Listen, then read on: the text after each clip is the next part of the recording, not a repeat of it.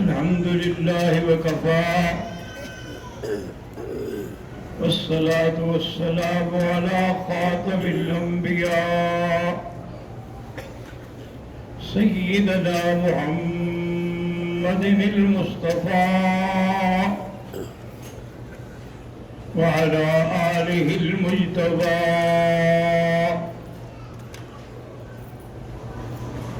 اللهم صل على سيدنا محمد النبي الأمي الهاشمي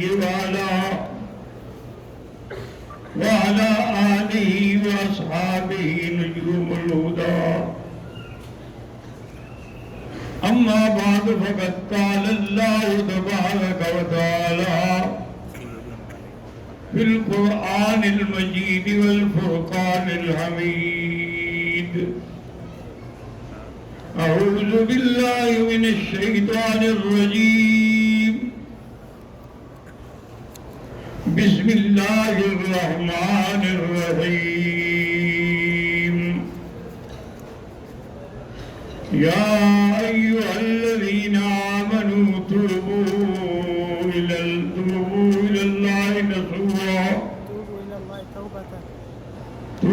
نصوحا عسى أن يكفر عنكم سيئاتكم ويدخلكم جنات تجري من تحتها الأنهار. قال النبي صلى الله عليه وسلم: يقبل الله توبة العبد ما لم يغرر، أو كما قال النبي صلى الله عليه وسلم: صدق الله العلي العظيم وصدق رسوله النبي الكريم، ونحن على ذلك لمن الشاهدين ومن الشاكرين، والحمد لله رب العالمين. رب اشرح لي صدري ويسر لي أمري واحلل عقدة من لساني يفقهوا قولي. سبحانك لا علم لنا إلا ما علمتنا إنك أنت العليم الحكيم. برادران اسلام، آج کے درس میں فضیلت توبہ کے بارے میں عرض کروں گا، کیونکہ جتنے لوگ بھی الحمدللہ عمرے پہ آئے ہیں ان سب کا منشا کیا ہے؟ یہی ہے کہ ہماری اصلاح ہو جائے، ہمارے گناہ معاف ہو جائیں. تو اس طرح وہ یہ ہے کہ زبانی کلامی طور پہ کہنے سے توبہ توبہ، اس سے توبہ نہیں ہوتی. یاد رکھیں، توبہ کے کچھ تو اوقات ہیں.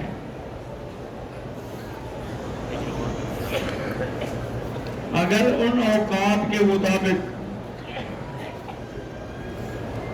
توبہ کریں گے، انما التوبة على الله للذين يعملون السوء بجهالة ثم يتوبون من قريب فأولئك يتوب الله عليهم. وليست التوبة للذين يعملون السيئات حتى إذا حضر أحدهم الموت قال إني تبت الآن. توبہ کا معنی یہ ہوتا ہے کہ جب آدمی سے گناہ ہو تو فوراً توبہ کرے. یہ نہیں ہے کہ جب ساری زندگی کھاتا پیتا رہے اور جب مرنے کا وقت ہے کہ میں اب توبہ کرتا ہوں، وہ توبہ قبول نہیں ہوتی.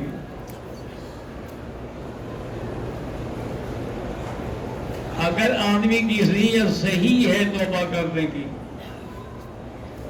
تو اس کے لیے کچھ شروط ہیں، ارکان ہیں. اب دیکھیں نا، جیسے آپ نماز پڑھتے ہیں، اگر ایک رکوع ہی چھوڑ دیں تو نماز نہیں ہوگی، ایک سجود ہی چھوڑ دیں تو نماز نہیں ہوگی، ارکان پورے نہیں ہوئے۔ اسی طرح توبہ کے لیے بھی کچھ ارکان ہیں، جب تک ان پورے ارکان پر عمل نہیں ہوگا توبہ کا کوئی فائدہ نہیں۔ وہ پہلا رکن کیا ہے؟ الاعتراف بالذنب، کہ آدمی اپنے گناہ کو گناہ سمجھے۔ اگر وہ گناہ ہی نہیں سمجھتا پھر توبہ کا کیا مطلب؟ تو پہلی شرط یہ ہے کہ الاعتراف بالذنب، اور دوسری شرط کیا ہے؟ الاقلاع عن الذنب، کہ اس جگہ کو فوراً چھوڑے۔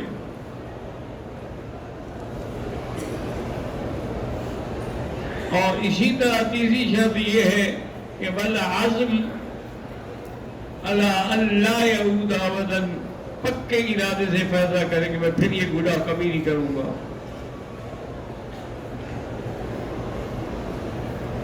تو انسان جب توبہ کرتا ہے، اسی لیے میں نے یہ موضوع اختیار کیا ہے کہ آپ حضرات سے درخواست کروں، اور جہاں جہاں بھی میری آواز پہنچے ان سب سے درخواست کرتا ہوں کہ پہلے توبہ کرو۔ توبہ کا معنی ہوتا ہے لوٹنا، رجوع کرنا، پلٹنا۔ یہ ایسا لفظ ہے، انسان کے لیے بھی استعمال ہوتا ہے، خدا کے لیے بھی ہوتا ہے۔ جب بندہ توبہ کرے کہتے ہیں تاب العبد، اور اللہ کی طرف سے ہوتا ہے کہ تاب اللہ علیہ، اللہ پر نے اسے توبہ قبول کر لی۔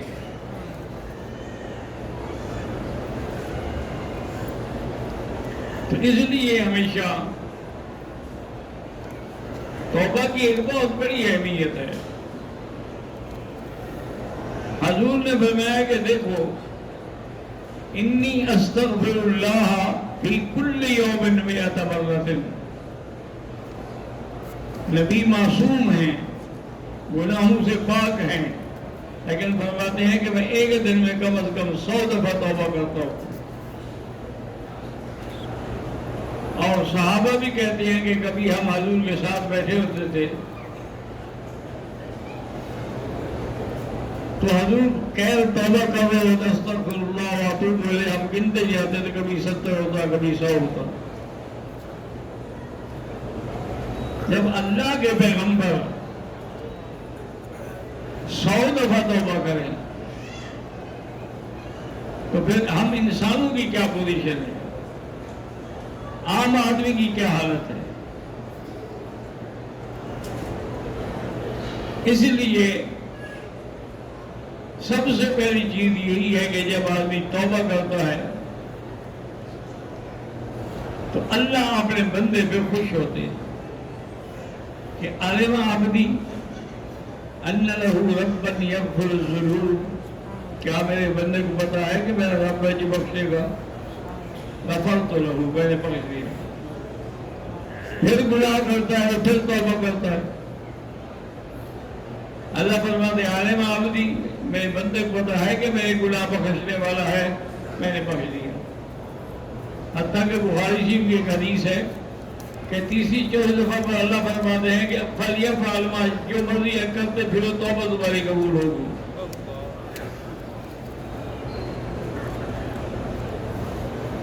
اللہ کے پیغمبر بھی توبہ کریں، صحابہ بھی توبہ کریں، متقی پرہیزگار بھی توبہ کریں، اور ہم انسان نہ کریں۔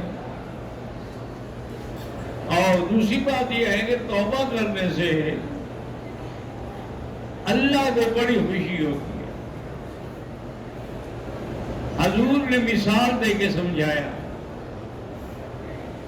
آپ نے فرمایا کہ ایک بندہ تھا، اس نے اپنی موٹری میں سارا سامان رکھا ہوا تھا، کھانے کا، پینے کا، پانی وغیرہ۔ ایک جگہ اس نے اپنی اونٹنی کو درخت کی ٹہنی سے اس کو باندھا اور خود اس درخت کے نیچے سو گیا۔ اللہ کی شان ہے کہ نیند آ کے، نیند تو نیند ہے نا جی، نیند اور موت کب پوچھتی ہے؟ نیند آ گئی اور جب نیند کھلی دیکھا تو اٹھنی نہیں ہے. اب یہ بڑا پریشان ہوا کہ یا اللہ یہ صحرا ہے یہاں کچھ بھی نہیں ملتا. اونٹنی پہ میرا سارا سامان تھا وہ بھی غائب ہو گئی. اتنے بڑے صحرا میں کہاں ڈھونڈوں. یہ کہہ کے دعا مانگتے مانگتے پھر سو گیا. پھر جب آنکھ کھلی تو دیکھا کہ اونٹنی تو کھڑی ہے. تو خوش ہو کے کہنے لگا اللہم انت عبدی وانا ربک. یعنی خوشی سے یہ بھی بھول گیا. کہنا یہ تھا کہ انت ربی وانا عبدک, تم میرے رب ہو میں تیرا بندہ ہوں. کہا بیٹا نہیں تو میرا بندہ میں تیرا رب ہوں. شدت خوشی سے تو حضور نے فرمایا کہ اللہ کو اپنے بندے کی توبہ پہ اس سے بھی زیادہ خوشی ہوتی ہے. جب بھی وہ توبہ کرتا ہے, لیکن شرط یہ ہے کہ توبۃ نصوحا, ایسی سچی توبہ کہ دوبارہ وہ گناہ کبھی نہ کرے. اگر پھر وہ گناہ کرے تو پھر اس توبہ کا کوئی فائدہ ہی نہیں. اس کا مطلب ہے کہ پھر تم اپنے اللہ سے مذاق کر رہے ہو توبہ توبہ توبہ توبہ. جب تک دل کی نیت نہ ہو اور قصد نہ ہو, ارادہ نہ ہو, اس وقت تک توبہ کہنے سے کچھ نہیں ہوتا. ایک دن سیدنا امیر المومنین عمر بن الخطاب رات کو گشت کر رہے تھے. آپ کی عادت تھی, اپنی خلافت کے زمانے میں رات کو گشت کرتے تھے گلیوں میں. دیکھا کہ ایک نوجوان ہے, وہ گا بھی رہا ہے اور اس نے سامنے اپنے قمیض کے دامن میں بوتل بھی کوئی چھپائی ہوئی ہے. حضرت سمجھ گئے کہ یہ شرابی ہے, نشے میں آ کے گا رہا تھا. آپ نے روکا اس کو, رک جاؤ. اب جب اس نے دیکھا کہ حضرت عمر سامنے آ گئے ہیں تو اس کی تو زندگی ختم ہو گئی. امن یجیب المضطر اذا دعاہ, انہوں نے کہا یا اللہ میں اس گناہ سے توبہ کرتا ہوں, کبھی نہیں کروں گا, امی میری عزت رکھ لو. حضرت عمر نے فرمایا بھی کیا ہے تمہاری بوتل میں؟ انہوں نے کہا حضرت یہ سرکہ ہے. اور سرکہ ہے؟ میں نے کہا ہاں سرکہ ہے, لے وہ بوتل لے آیا. حضرت عمر نے بھی سونگا, سارے صحابہ جو ساتھ تھے ان کو سب نے کہا یہ تو سرکہ ہے. انہوں نے کہا بھی اگر یہ سرکہ ہے تو پھر اس کو ہم کسی طرح سزا تو نہیں دے سکتے. کہا کہ اچھا بھی جاؤ. اب وہ حضرت عمر سے تھوڑا سا دور ہوا, سجدے میں گر گیا کہ یا اللہ نے تم نے میری راز رکھی ہے, میں بھی کبھی یہ گناہ نہیں کروں گا. توبہ کر لی, توبہ ہو تو پھر ایسی توبہ. اسی طرح سے ایک بہت بڑا ظالم قاتل ڈاکو آدمی تھا, اس نے 99 قتل کیے.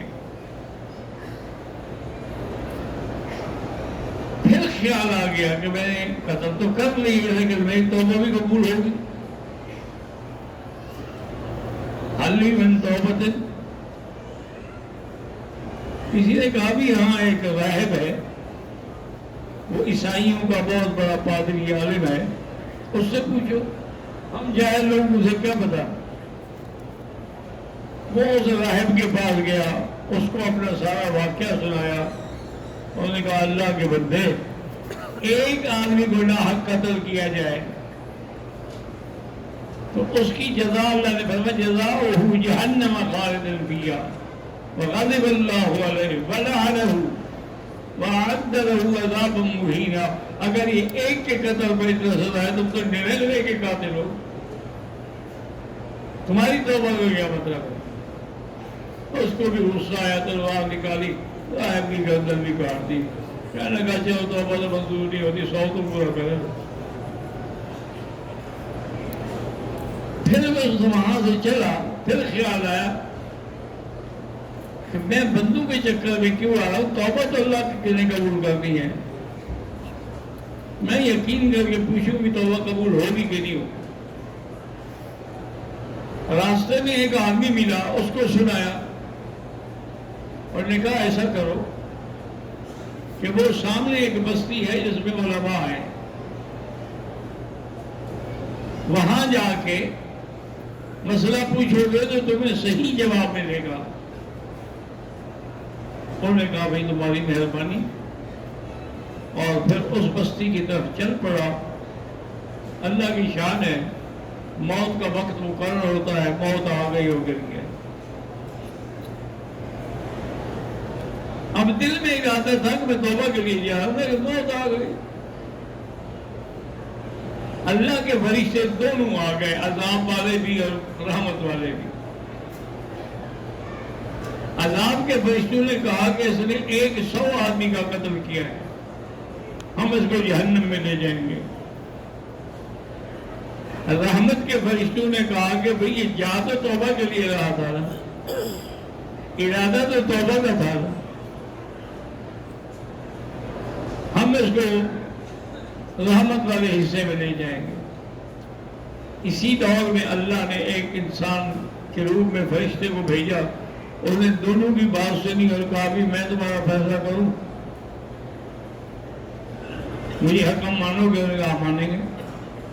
انہوں نے کہا ایسا کرو کہ اس جگہ سے وہ بستی جہاں اس نے قتل کیے ہیں اس کی پیمائش کرو، اور یہاں سے جہاں جا رہا تھا علماء کی بستی وہ بھی پیمائش کرو.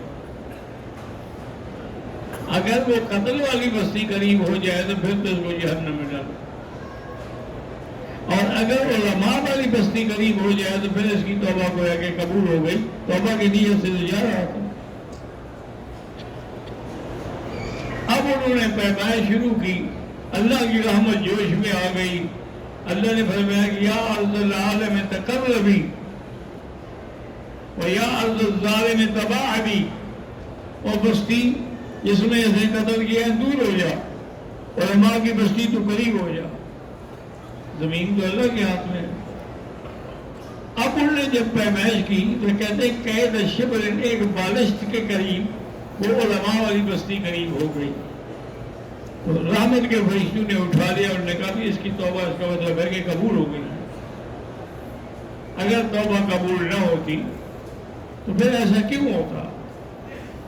تو اللہ تبارک و تعالی، توبہ ایک ایسی نعمت ہے کہ اگر آدمی ایک دفعہ نہیں 10 دفعہ بھی توبہ توڑ بیٹھے، اسی لیے بزرگوں نے کہا ہے کہ بازا بازا گر کافر و قبر و بت پرستی، بازا بازا گر 1000 بار توبہ شکستی، بازا بازا.